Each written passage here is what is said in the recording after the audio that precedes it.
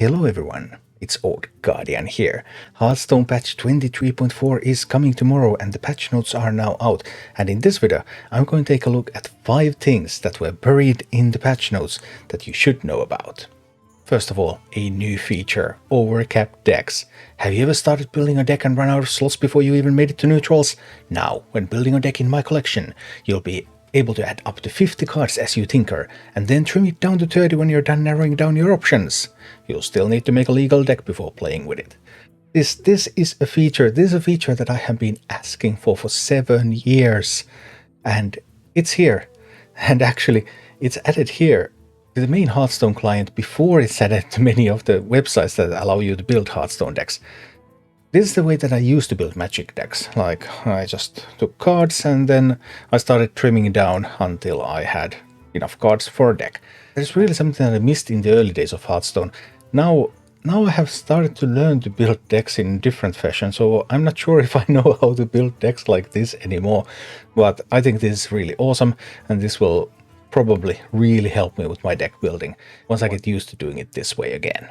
Then there's also a new feature concerning packs. The Legacy card set, including cards that were specially created for core and since removed from it, can now be obtained from wild packs. Yes, if you really want to have that Northern Druid, one of the worst cards in the history of this game, and cards that you can only obtain by crafting it. Well, not anymore from tomorrow when the patch launches, because Northern Druid can be obtained from wild packs.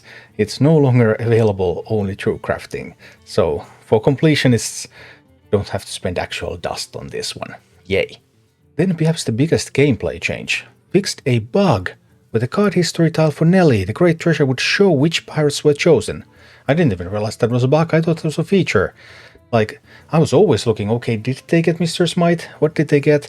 And what did they get and how can I play around that? And I really loved that ability. Being able to choose how to play around things because you know what's going to come from that.